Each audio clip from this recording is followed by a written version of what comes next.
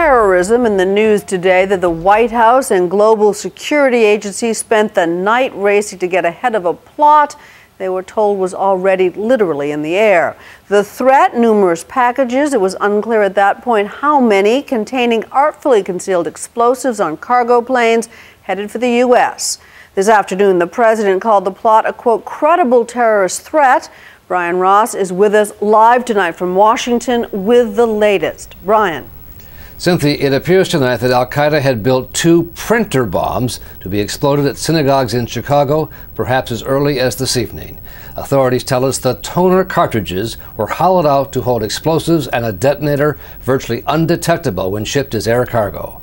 But U.S. officials say late last night, the Saudi intelligence service provided the credible report that as many as 13 packages had been sent to the U.S. from Yemen, and some quick work today stopped 2 of them. The president was told of the plot Thursday night at 10:30 and revealed it publicly this afternoon. Last night and earlier today, our intelligence and law enforcement professionals working with our friends and allies identified 2 suspicious packages bound for the United States, specifically 2 places of Jewish worship in Chicago. Both packages were shipped to Chicago from Yemen, one by FedEx through Dubai and another by UPS, routed through Germany and England. Early today, British authorities at the East Midlands Airport, north of London, seized a large box that contained a printer. It and the package in Dubai were both addressed to the synagogues. Inside, as seen in these pictures obtained by ABC News, the hollowed-out toner cartridge. Instead of black printer powder, there was white powder, almost a pound of it, an explosive compound. An initial examination of those packages has determined that they do apparently contain explosive material. U.S. authorities say the bomb maker had cleverly hid elements of a cell phone, which would have allowed the bomb to be detonated by a phone call.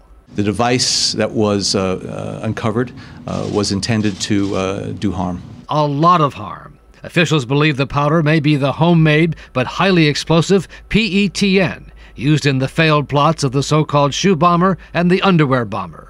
Even a small amount, a few ounces of PETN, can cause huge damage, as seen in this demonstration.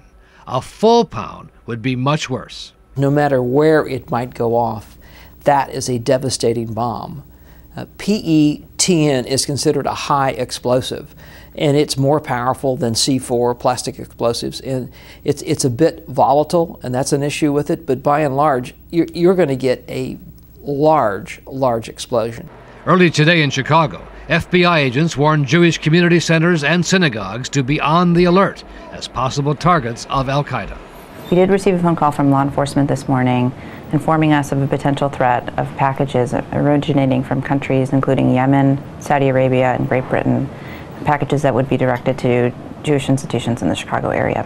The FBI would not say which synagogues were targeted, but the White House said the synagogue across the street from President Obama's home in Chicago was not one of them. President Obama will spend the night there tomorrow. Well, Chicago could be selected by someone in Yemen because Obama comes from there.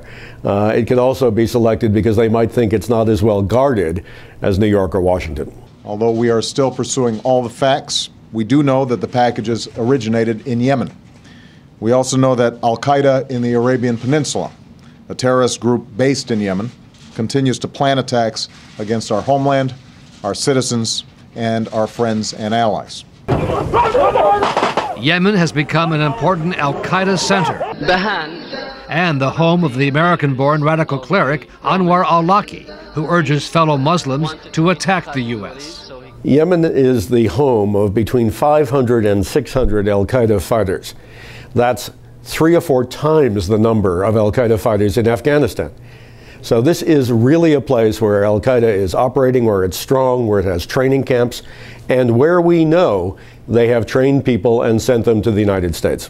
The discovery of the 2 printer bombs in England and Dubai set off a scramble to inspect every package and many other flights coming from Yemen. Late Friday afternoon, 2 U.S. fighter jets escorted an Emirates air flight from Dubai as it landed at Kennedy Airport. It landed without incident. Earlier, authorities in Newark and Philadelphia searched UPS and FedEx cargo jets, also thought to be carrying packages shipped from Yemen.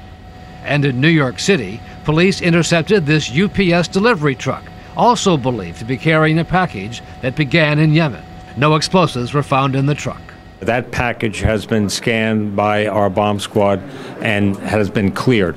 The method of trying to ship the improvised explosives into the country on air cargo flights exposes one of the worst-kept secrets about American security. At best, only a third of packages coming into the country as air cargo are ever inspected. I've called cargo really the soft underbelly of aviation security because of the relative little security that's attached to it.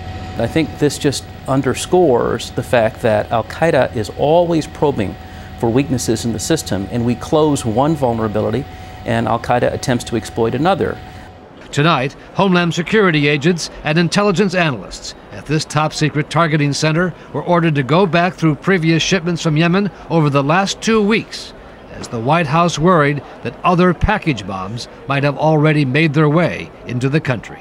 The American people should be confident that we will not waver in our resolve to defeat Al-Qaeda and its affiliates and to root out violent extremism in all its forms. Thank you very much. U.S. officials are hardly resting easily tonight, knowing that it was only a last-minute tip from the Saudis that made it possible to catch the 2 printer bombs being shipped to Chicago. Cynthia? So, Brian, why were the Saudis onto the scheme? Did we just get lucky this time again? Well, the Al-Qaeda group in Yemen really is Al-Qaeda group of the Arabian Peninsula. Their prime target is Saudi Arabia and the Saudi royal family. So the Saudis have a real incentive to keep their eyes on this Al-Qaeda group. So, Brian, one of the packages actually was cleared through London. I mean, how can that be?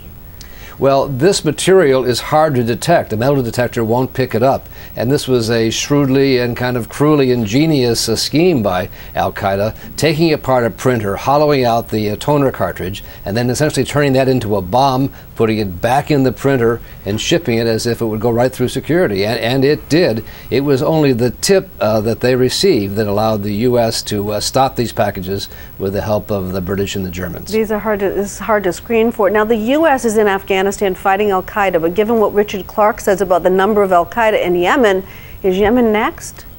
Well, Yemen is certainly next. There are 5 or 6 times as many Al-Qaeda fighters in Yemen as there might be in Afghanistan. The problem with Al-Qaeda is it has morphed. There are franchises in Yemen, in northern Africa, in lots of places. But Yemen is a place where particularly virulent strain of Al-Qaeda with Anwar al-Awlaki, as we reported in the package, going ahead and sort of urging other younger Muslims that they are right to attack the U.S., that is the thing they can do and be proud of.